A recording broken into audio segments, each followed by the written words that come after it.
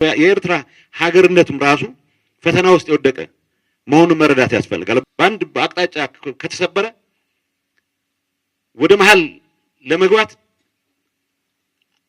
ቀናት ብቻ ነው የሚፈልገው፣ ምናልባትም ሰዓታት። ዋናው ምሽግ ከተሰበረ በኋላ የመንዳት ጉዳይ ነው የሚሆነው። ፕሬዚደንት ኢሳያስ ከኤርትራ ሀገርነት ይልቅ የኤርትራን ሀገርነት መሰረት በማድረግ አካባቢው ላይ አድራጊ ፈጣሪ የመሆን ፍላጎታቸው እጅግ ከፍተኛ ነው። አይሮኒካሊ ደግሞ የህወሓት ጽንፈኛው አመራር ለኤርትራ ነጻነት ከፕሬዚደንት ኢሳያስ ከራሳቸው በላይ ጥብቅና የሚቆምበት ሁኔታ ነው ያለው። ምን ያክል እሱ ዋጋ እንዳስከፈለ በሂደት በመርህ ላይ ተመስርቶ ማቀራረብ የሚያስችል በህዝብ ለህዝብ ግንኙነት በዲፕሎማሲ ተቀራርቦ የጋራ ጥቅም ማረጋገጥ የሚቻልበት ጉዳይ ላይ ከመስራት ይልቅ በብዙ መልኩ የኢትዮጵያን አስፒሬሽንንም አደጋ የደቀነበት ለኤርትራ ነጻነት ከኤርትራ ኃይሎች በላይ ጥብቅና የመቆም አዝማሚያ እንደነበረ ይታወቃል። ሀገር ሲመሰረት ኤርትራ እንዳልኩት ሮማንቲክ ኮንሰፕት ነው የተመሰረተው። ብዙ ጊዜ ሀገራት የሚመሰረቱበት ታሪክ አለ። ፖፑሌሽኑ በጋራ ስነልቦና የጋራ አሰፋፈር ግምት ውስጥ በማስገባት ሀገራት ትመሰርታለ። ኤርትራ በኔቸሩ አርቲፊሻል ኤንቲቲ ነው። እንደ ብዙዎቹ የአፍሪካ ሀገሮች ኮሎኒያሊስቶች ሀፓዛርድሊ የፈጠሩት ካርታ የወለደው ሀገር ነው። ግን የኤርትራ የነጻነት እንቅስቃሴ ፈተና ይህንን ጂኦግራፊ እውነታ ይህንን ሂስቶሪካል እውነታ ዲናይ በማድረግ ኤርትራ የምትባል ኤንቲቲ ቫያብል ኤንቲቲ እንዳለች በታሪክ የሚቀዳ ህልውና እንደነበራት ለማስረዳት አሰልቺ ትግል ያደረገ ነው። ካውንተር ኢንቱዊቲቭ ነው፣ ሊሆን አይችልም። ኤርትራ የሚለውን ስም ያወጣው ራሱ ፈርዲናንዶ ማርቲኒ የሚባል የኤርትራ ገዢ ተደርጎ በ1889 የተመደበ ጣሊያናዊ ነው። ምን እንበለው ይናገር አለ። ማሮ ኤሪትሬው ማለት ቀይ ባህር ማለት ነው። ኤሪትሪያን ሲ ሜዲተራኒያን የሚባለው ሜዲተራኒያን ነው። ይሄ ኤሪትሪያን ሲ ነው የሚባለው የምስራቅ ባህር እንደማለት ነው። ማሮ ኤሪትሬው ይባላል። ኤርትራ የሚለው ቃል ግን ከሶች ጀምሮ እንደነበረ ለመስበክ የሚሞክረው የኢሳያስ የኤርትራ ሀገርነት ትልቁ ፈተና ከሳህል የመነጨን አስተሳሰብ ታሪካዊ አድርጎ ለማቅረብ የተደረገ አርቲፊሻል ጥረት ውጤት መሆኑ ነው። አደጋው እሱ ነው። የ2000 ዓመት ታሪክ ያለህ ለማስመሰል ትሞክራለህ። በተግባር ግን ከሳህል የጀመረ ማንነት ነው ያለ። ኤርትራ በሀገርነት ፈተና ውስጥ አሁን ያለው ኢሳያስ በሳህል ዲሲፕሊን ብቻ ነው ያናገር መምራት የሚችለው።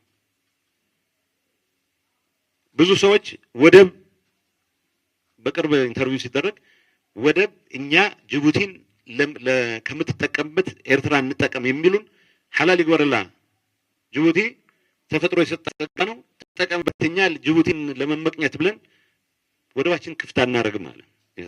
አሁን ሀገር የሚመራ ሰው ስለ ሀገራዊ ጥቅሙ ነው ማሰብ የሚጠበቅበት። ግን በጥብቅ ዲሲፕሊን በሳህል ዲሲፕሊን ሊመራው ከሆነ አሰብ ወደብ መጠቀም በምንጀምርበት ሰዓት የኢትዮጵያ ሰራተኛ ነው ወደዛ የሚጎርፈው። የትራፊክ እንቅስቃሴ ክፍት በሆነ ሰዓት ኤርትራ ውስጥ ተዘግቶበት የሚኖር ወጣት አይኖርም።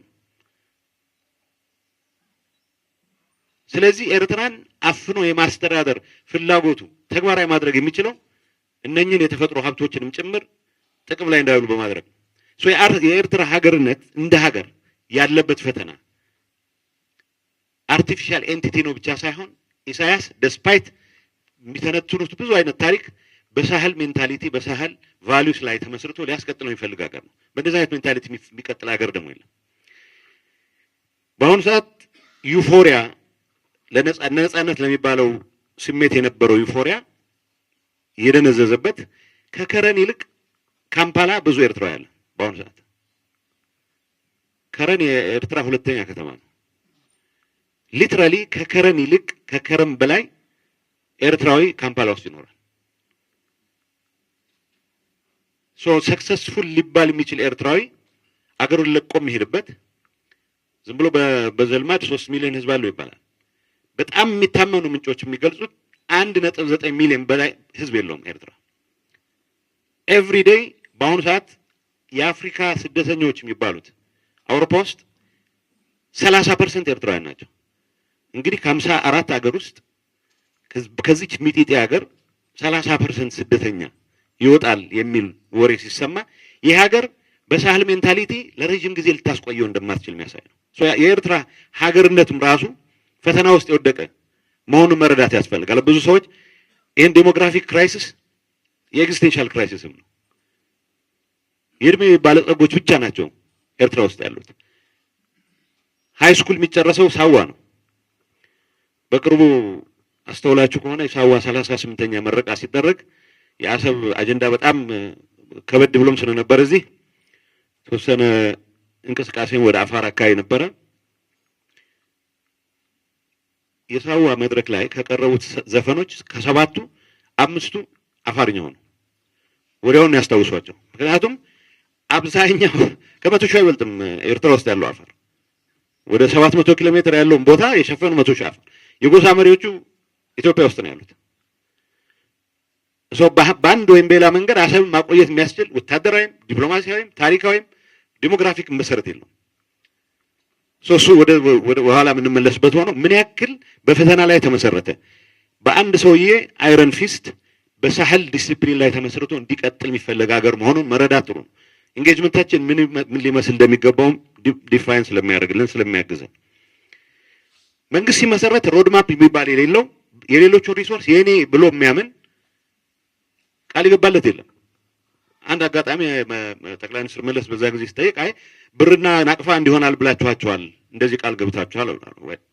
ትንሽ ኢኮኖሚክስ ስለሚያውቅ ሰው እንደዚህ አይነት የተለያየ ማክሮ ኢኮኖሚክ ፖሊሲ የሚከተሉ ሀገሮች እንደዚህ አይነት ቃል ሊገባ አይችልም። ግን እንደዚህ አይነት ቃል የገባ ደንቆሮ ካለም ይህንን ቃል ተቀብሎ ያመነ ከሱ የዋሰ ደንቆሮ ሆኖ ይቻላልበታል። ተፎጋገሩ ይሆናል በእንትን ቋንቋ እሺ ይሆናል ብሎት ሊሆን ይችላል አላውቅም። ግን ዋናው ነገር አንዲት ምሳሌ ይሰጣቸዋል። ይሄ ታሪክ ነው። ኢትዮ ኤርትራ ጦርነት ከመጀመሩ በፊት የኢትዮጵያ ሪሶርስ ተጠቀማለሁ የሚል ስለነበረ ግርማ አስመሮም ነፍሱን ይማረው ከዚህ ሀገር ሲባረር ያው ውሳኔውን ታውቀዋለህ። በዘሄግ ፍርድ ቤት አንድ አጠፋ ነው ከተባለው በጦርነት ውስጥ የዲፕሎማቲክ ፓውች ወርሰናል። በአጋጣሚ ኮፒዎቹን የማየት እድል ነበረኝ እኔ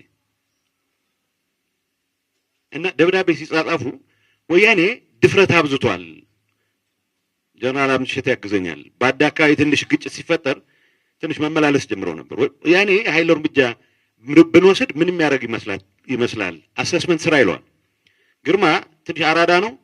እንደ አብዛኛው በሄድኩበት ቦታ ምን ያለ ኢሳያስ ይህን ያክል ሰውዬ አገሩን በሙሉ ቢያስተዳድር ነው እያለ ያለው። ከዛ ያሰምርና ኢሳያስ በእነዚህ ጉዳዮች ላይ ጥልቀት ያለው ጥናት አድርገህ ላክልኝ ይለዋል። ደሴ ድሬዳዋ ምናምን ዞሬ አረጋግጫለሁ ብሎ ይልካል። ሶ ኤክስፔክቴሽኑ ትንሽ ገፋ ካደረገ አገርን የማስተዳደር ድል ነበረኝ ብሎ ያስባል። ሶ የኤርትራን አገርነት ሆስቴጅ ይዞ የጀመረ እንደ መነሻ እንጂ እንደ መዳረሻ አድርጎ የማይወስድ ሊደርሺፕ ነው ኤርትራ ሊደርሺፕ። ለዛ ነው አብዛኛውን በጀት የጎረቤት ሀገራትን ለማተራመስ ብቻ ነው የሚያውለው። ኢሳያስ ስለ ኤርትራ ልማት እንቅስቃሴ መጉደል ሲያወራ ተቃዋሚ ነው የሚመስሉ። ፊቱን ካላያችሁት ስለ ሌላ ሀገር የሚያወራ ነው የሚመስሉ። ኤርፖርት አለን ትላላችሁ ይላል። እና አንድ ወቅት እኛ ምን ብለን ገልጸው ነበር? የኤርትራ ኮንሰልታንት ኢንቺፍ ነው እንጂ ኮማንደር ኢንቺፍ አይደለም። ልክ የሌላን ሀገር ካምፓኒ የሚገመግም የሚተነትን ነው የሚመስለው። ግን የእሱ ችግር አይደለም። ቢኮዝ ኤርትራን እንደ ሀገር እንደ ፕሮጀክት የሚሰራ አድርገው አይደለም ያስጀመሩት። ዩፎሪያው ካለቀ በኋላ ኤርትራ ሪሶርሷን ማየት መቻል አለበት። ፋብሪካዎቿ በሙሉ ባድመዋል። በጣሊያን ጊዜ ነበሩ የሚባሉት ፋብሪካዎች በኃይለ ሥላሴና በደርግ ጊዜ ሬሌቲቭሊ በነበረው ሰላም ምክንያት በርካቶች ስለተሰሩ የነበራቸው ሬሌቲቭ አድቫንቴጅ የሚመስላቸው ጠፍቷል። ያሉትን ፋብሪካዎች ስራ ቆመዋል። ሶ ኢኮኖሚክ ቤዙ የተምታታ፣ ፖለቲካል ቤዙም እንደዚሁ ዩፎሪያው ባለቀ ቁጥር ለኤርትራውያን ለሀገራቸው ያላቸውን ፍቅር የሚገልጹት ከሀገራቸው በመሸሽ ነው። ሶ በእንደዚህ አይነት ሁኔታ አገርነት ልታስቀጥል የምትችልበትም እድል ሳይኖር ነው ኤርትራ ሀገር የሆነችው። ሮድማፕ የለውም። እንደ ሲንጋፖር እንሆናለን ሲባል በምን ላይ ተመስርቶ በየትኛው ፖሊሲ ላይ ተመስርቶ የሚታወቅ ነገር የለውም። እንዳልኩት ኤርትራን የግል ኢትዮጵያን የጋራ የማድረግ መሰረታዊ እምነት ይዞ የተንቀሳቀሰ ፓርቲና መሪ ይዛ የቀጠለች ናት። ምን ያክል ከቁመታቸው በላይ የመሰንዘር ፍላጎት እንዳላቸው ማለት ቅድም ዘሪሁን የጠቀሰው 95 አካባቢ ያው በሽር ማውረድ አለብን ተብሎ አሜሪካም ትንሽ ሰጥቶ ጀነራል አልብሸት ይሄ ብዙ ጊዜ ረጅም ጊዜ ስለሆነው ብንናገረውም ችግር አይደለም። ኢትዮጵያ ሰራዊትም አንዲት ብርጌድ ኤርትራም ኩርሙክ አካባቢ እንቀሳቀሱ ነበር። የኢትዮጵያ ሰራዊት አብዛኛው ሜካናይዝድ ኃይል ሩምቤክንም ጁባንም ለመግፋት ትልቅ አስተዋጽኦ አድርጓል። ግን ቶሎ ስለታረቅን ከበሽር ጋር የኤርትራ አንዲት ብርጌድ አውሊያ የሚመራት መመለስ አልቻለችም እና ሙሴቬኒ ስራ አገኘላት ከሩዋንዳ ጋር ሆኖ ሞቡቱን ለመጣል ማለት ነው። ግን አንፎርቹኔትሊ ለኢሳያስ ነዛኒ ይዘው ገቡ። ግን ሁለቱ ተጣሉ። ሩዋንዳና ዩጋንዳ እዛው ሲጣሉ እንግዲህ ዋናዎቹ ስፖንሰሮቹ ሲጣሉ ኢሚዲየትሊ ምንድነው ያደረጉት? ነጋዴዎች ነው ያደረጓቸው። እዛ አካባቢ የትራንስፖርት ምናምን ቀውስም ስለነበረ ከዛም ትልቅ ትርፍ አትርፈዋል። ከሩዋንዳ ክራይሲስ ከኮንጎ ክራይሲስ ትልቅ ትርፍ አግኝተዋል። ፍላጎቱ አንዳንዴ የተገለጽ ከአሜሪካም ይሄ ኃይልም ፕሮጀክት ከማድረግ አቅም ጋር ሲነጻጸር የእነሱ እንደውም ከፍ ያለ በሚመስል ደረጃ ነው ለራሳቸው የሚሰጡት ግምት። ሬንት መሰብሰብ በየአፍሪካ ሀገሮች ውስጥ በንግድ ስም ያሰማሯቸው ከፍተኛ መኮንኖች፣ በንግድ ስም ያሰማሯቸው፣ በኮንትሮባንድ ውስጥ ያሳትፏቸው ብዙ ሰዎች። ስለዚህ ይሄ ለሀገርነት መሰረት ሳይሆን ለአንድ ግሩፕ ቀጣይነት ብቻ የሚጠቅም ፎርሙላ ነው። የኢትዮጵያን ቅድም እንዳልኩ የኢትዮጵያ ድርጅቶች ጸረ ኢትዮጵያ ድርጅቶች ከኢትዮጵያ ጋር ሰላም ፈጥሬያለሁ ባለበት ወቅትም ጭምር አባንደና ያደርጋቸው ለሆነ ሰዓት ጥቅም ላይ የሚውሉበት እድል ስላለ፣ ምክንያቱም ኔቸሩ በሰላም ላይ ተመስርተህ በጋራ ትብብር ላይ ተመስርተህ በጋራ ብልጽግና ላይ ተመስርተህ መክበር አይደለም። ኃይልን ተጠቅመህ አቅም በፈቀደ መጠን እያስፈራራህ ካልሆነ በግልጽ ወረራም ጭምር የማስገበር አባዜ ያለበት ሊደርሺፕ ስለሆነ ሀገሩን ማስቀጠል አይችልም ብቻ ሳይሆን አብዛኛውን የሀገር ሪሶርስ ለትርምስና ለብጥብጥ አጀንዳ ነው መዋል የሚችለው። እንዳልኩት የኤርትራና የኢትዮጵያ ግንኙነት በእነዚህ በገለጽኳቸው መስፈርቶች መታየት ያለበት ለረጅም ጊዜ ፖሊሲ መርህም አልነበረው። ግጭቶች መባባስ ሲጀምሩ ፎርማላይዝ ለማድረግ ሲጀመር ነው ጦርነቱ የተገባው። ምክንያቱም ፎርማላይዝ ሲሆን ህጋዊ ሲሆን አቋራጭ የምትከብርባቸው ኮንትሮባንድ የምታስገባባቸው እንቅስቃሴዎች አደጋ ላይ ስለሚወድቁ በዛ ምክንያት ነው ወደ ጦርነትም ለመግባት የተገደን። ጦርነት ከተገባ በኋላ የአልጀርስ ስምምነት ከተፈረመ በኋላ የተከተልነው ፖሊሲ እንግዲህ ከዛን ጊዜ ጀምሮ ቀጥታ የፖሊሲ ሰርክልስ ውስጥም ተሳታፊ ስለነበርኩ ኖርም ኖ ፒስ የሚባለው በዋናነት በአንድ የተሳሳተ አሳምፕሽን ላይ የተመሰረተ ነበር። ኢሳያስ ብዙ ጊዜ ያለን አናሊሲስ ባዮሎጂ ኢሳያስን ቴክ ኬር ያደርገዋል የሚል ነው። ከዛ በኋላ 3 ጠቅላይ ሚኒስትር አይተናል ኢትዮጵያ ውስጥ። በሰው እድሜ አይቀለድም። ትናንት አረፉ እንጂ የኢሳያስ እናት 100 ዓመታቸው ድረስ ነበሩ እና አንድ ወቅት አንገላ መርከል ይሄ ሰውዬ ነው የሚያስቸግረው ይላሉ ኒውዮርክ አንድ ስብሰባ ላይ። ስለመሆኑ ሰውዬው ስንት ነው እድሜው አሉ። ከዛ ተጠየቅኩ እኔ 71 ነበር መሰለኝ 72 አልኩኝ። በጣም ደነገጡ። የሙጋቤ ታሪክ ግምት ውስጥ ካስገባን ከዚህ ሰውዬ ጋር ገና 20 ዓመት አለን ማለት ነው አሉ። የኛ አሳምሽን በባዮሎጂ ስራውን ይሰራል የሚል ነበረ። ባዮሎጂ ሌሎቻችን ላይ ነው የሰራው። ኢሳያስ የኢትዮጵያ ናሽናል ሴኩሪቲ ችግር ሆኖ እድሜው እስከፈቀደ ድረስ ይቀጥላል። የሚስተካከል ነገር የለውም።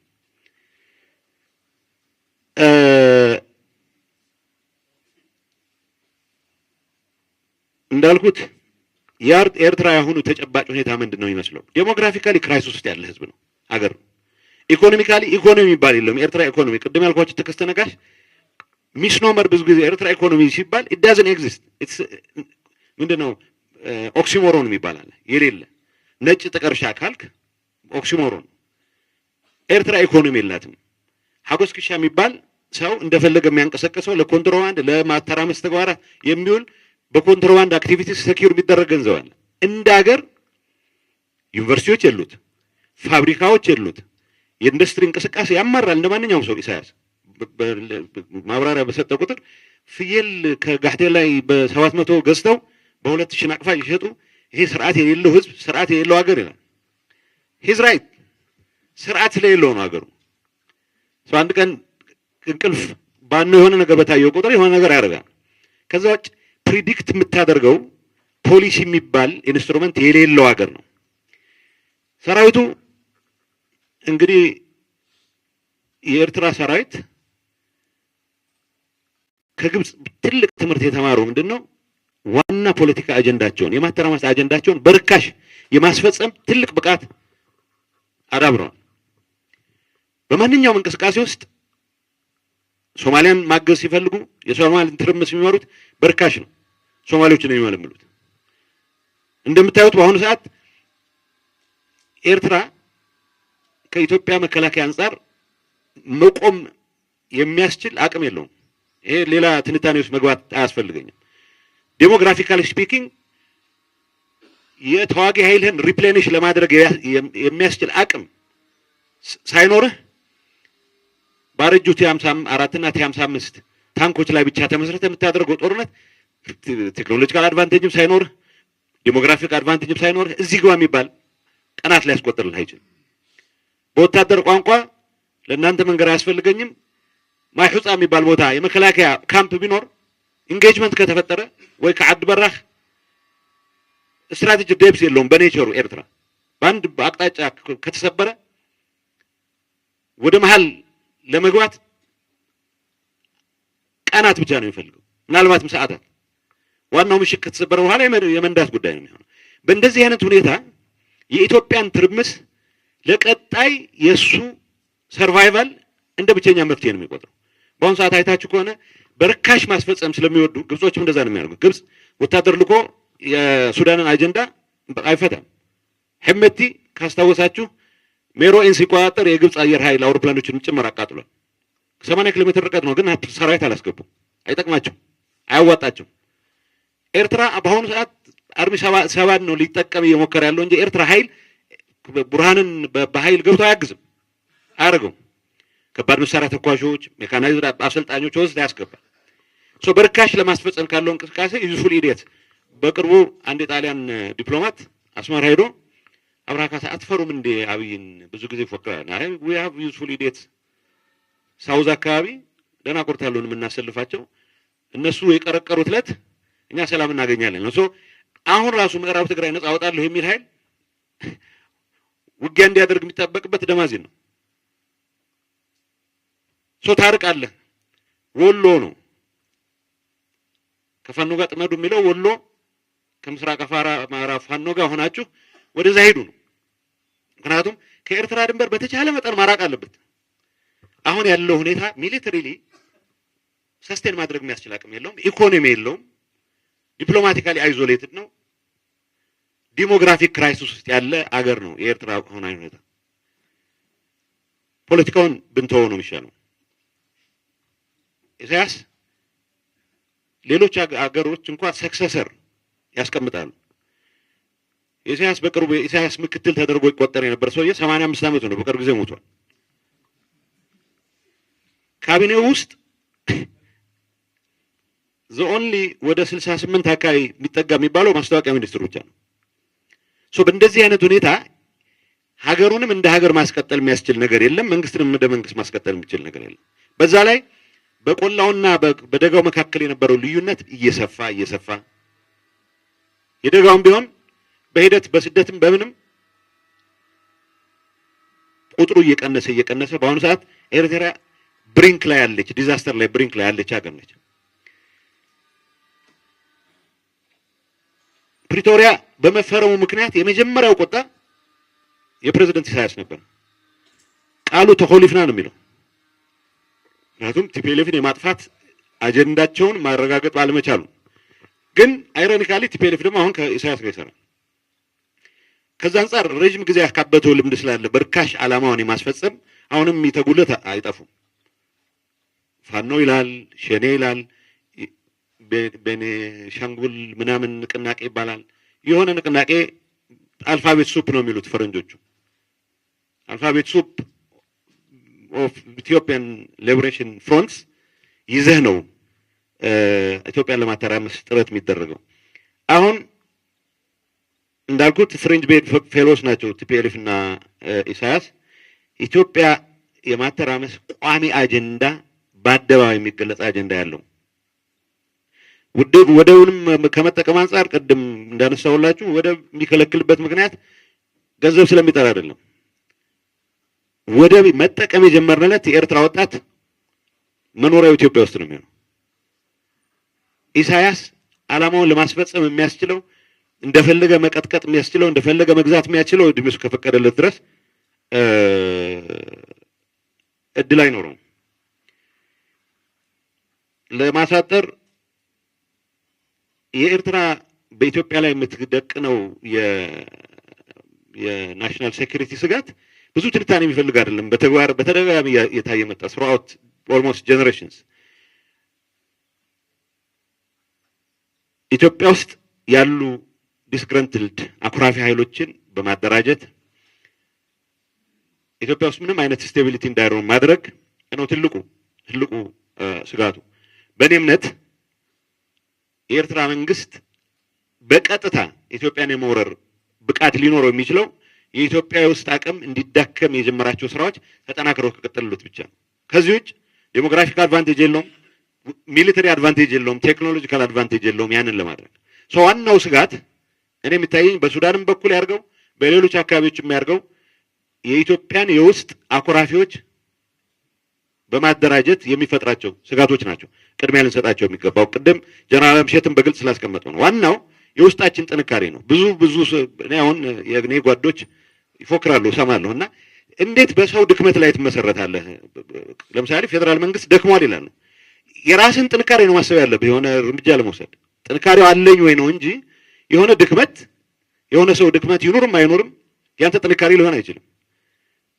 የኛ ድክመት ነው ጥንካሬ ሊሆናቸው የሚችለው ለሁሉም ኃይሎች ኤርትራንም ጨምሮ። ስለዚህ ውስጣችን ውስጥ ያሉ ጉዳዮች ላይ አተኩረን መስራት ይጠበቅብናል። ማሳረጊያ ማድረገው እሱን ነው። ዲፕሎማቲካሊ ብዙ ሰው ሂስትሪ ብቻ ይከራከራል። ወደብ ታሪካዊ ወደባችን ነው ውስጥ ይላል። 130 ሚሊዮን ህዝብ ታፍኖ መኖር አይችልም። ከፓስት ይልቅ ፕሬዘንት እና ፊውቸር ነው በጣም ጠንካራ ለሙግት። ዛሬና ነገ ነው በጣም ጠንካራ። ወደብ አገልግሎት ይገባናል ነው ክርክራችን መሆን ያለበት። ወደቡ የኛ ነበረ ፍርድ ቤት ሄደበት ብትረታስ ምን ልትል አይደለም። እሱ አይደለም። ዲፕሎማቲክ ጥረቶቻችን መጠናከር መቻል አለባቸው። ኤርትራን መነጠል የሚያስችል ስራ መሰራት መቻል አለበት። የኤርትራ መንግስት ማለት ነው የኤርትራ ህዝብ የሚጠቀምበት አሬንጅመንት ካለ የኤርትራ ህዝብ ወዳጃችን ነው ተብሎ ሊሰራበት ይችላል። ሁሉም አካባቢዎች ኢትዮጵያ ስትራቴጂክ ጥቅሟ መከበሩ ጥቅማችን የሚሉ ኃይሎች መበራከት መቻል አለባቸው። ኢኮኖሚካሊ የራሳችን ስራ ላይ በደንብ ማተኮር መቻል አለብን ብቻ ሳይሆን አጓጊ ማድረግ መቻል አለብን። ኢትዮጵያ አጓጊ ማድረግ ያለብን። ሚሊተሪ አልመክራችሁም። ሁሉም አቅማችን ዘመናዊ ትጥቁ ሁሉም ተጠናክሮ ዲተር የሚያደርግ መሆን መቻል አለበት። አሁን ቢታየኝ ኢትዮጵያ ተለቅ ያሉ ጠላቶችን ዲተር ማድረግ የሚያስችላት እንጂ ጊዜዋን በሙሉ ትንንሽ የሰፈር እሳቶችን እያጠፋች የምትሄድበት ሁኔታ ማጥፋት መቻል አለብን። ወታደር ውድ ነገር ነው መሆን ያለበት። ሪዘርቭድ መሆን መቻል አለበት። ከበድ ላሉ አሳይመንቶች መሆን መቻል አለበት። ስለዚህ በምንሰራቸው የፖለቲካ ስራዎች፣ የሰላም ስራዎች ቅድም ጀነራልም እንዳለው ስለ ሰላም የሚዘምር ስለ ምርጫ እኔ አብዛኛው ሰው ሪጀክት ያደረገው ቫዮለንስ ሪጀክት ስላደረገ ነው። እገሌን ስለደገፈ ብቻ አይመስለኝም። ያንን ማስፋት መቻል አለብን። ሚሊተሪ ዝግጅት በዋናነት ጦርነት ለማስቀረት ላይ ፎከስ ያደረገ ሚሊተሪ ዝግጅት ነው የሚያስፈልገን። በትንሽ በትልቁ ጠብ የምንጋበዝበት እድል አቮይድ ማድረግ መቻል አለብን። እኔ በእኔ በግል እምነት ፕሬዚደንት ኢሳያስ ከሄዱ በኋላ ኤርትራ እንደ ሀገር አይቀጥልም፣ ሊቀጥል አይችልም። ምንም ማቴሪያል የለውም ሀገርነት ለመቀጠል የሚያስችል የቀረው ማቴሪያል የለም። ለዛ ምን ያክል ዝግጅት ማድረግ አለብን የሚለው ዲፕሎማቲካሊም፣ ኢኮኖሚካሊም፣ ፖለቲካሊም ሬዲ መሆን መቻል አለብን። በመጨረሻ በሀገር ውስጥ ግን ጸሐፌ ትእዛዝ ወልደ ጊዮርጊስ እንዳሉት ነው ህዝባችንን እናጥግብ፣ ከተሞቻችንን አሁን ያየነው እንዳለው ጥሩ እናርግ። እያንዳንዱ ኮርነር የኢትዮጵያ ተስፋ እንዳይናርገው ሌሎች መራባቸውን እኛ መጥገባችንን ሌሎች መታረዛቸውን እኛ መልበሳችንን ያዩ ቀን የፈለግናቸው ያልፈለግናቸው እጃችንን ጠምዘው ጭምር እኛ ጋር መስራት ማይገደዱበት ምክንያት አይኖርም። ይሄን ስናደርግ በዋናነት የኢትዮጵያ ሕዝብ አሁን የሚታዩ ኢኮኖሚክ ትሩፋቶች ሁሉም ጋር ሊደርስ እንደሚችል ባሳየ መልኩ መንቀሳቀስ መቻል አለብን የሚል እምነት አለኝ። አመሰግናለሁ።